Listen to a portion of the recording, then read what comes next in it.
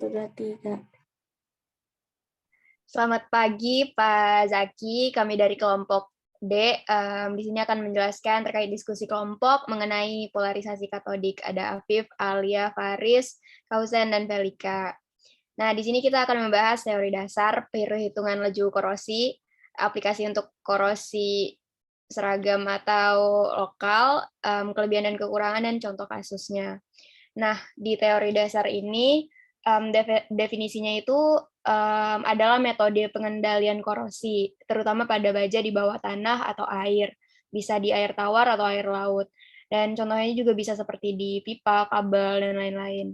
Nah, polarisasi ini juga berlangsung melalui proses elektrokimia dengan merubah potensial elektroda ke arah yang lebih negatif. Beda dengan polarisasi anodik, kalau anodik itu dia potensialnya ke arah yang positif.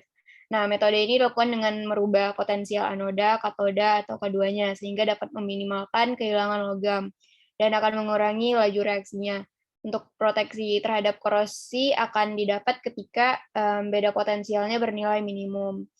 Nah, reaksi katodik seperti yang diketahui, reaksi katodik baru akan terjadi ketika terdapat potensial tertentu pada katoda.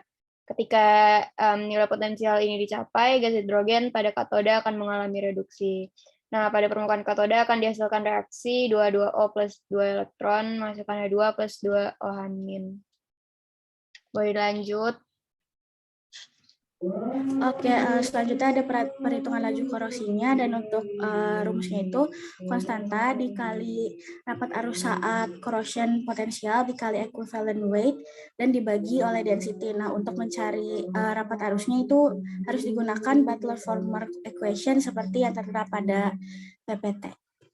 Lanjut.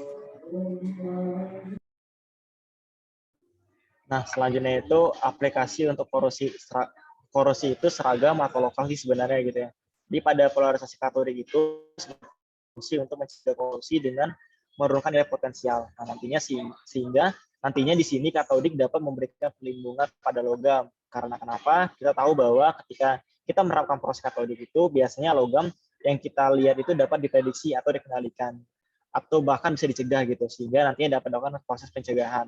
Nah, dari kita mengetahui hal itu, hal yang tadi, maka katodik ini termasuk ke dalam korosi seragam. Karena kenapa? Karena terjadi pada permukaan substrat logam atau terjadinya pada kegagalan lapisan pelindung, sehingga nantinya dapat terjadi peripisan logam. Nah, sehingga nantinya itu katodik itu dapat menyediakan elektron untuk struktur logam yang akan dilindungi. Nah, biasanya itu menggunakan cat. Nah, berarti di sini akan terjadinya proses mengalir dari kutub positif ke kutub negatif.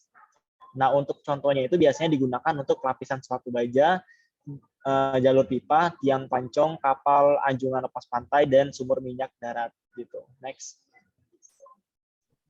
Oke, selanjutnya masuk kepada bagian kelebihan dan kekurangan dari polarisasi katodik. Boleh di next. Buat kelebihannya sendiri, polarisasi katodik ini dapat diterapkan ke semua struktur logam yang berada di dalam elektrolit, baik elektrolit air, tanah, bahkan beton.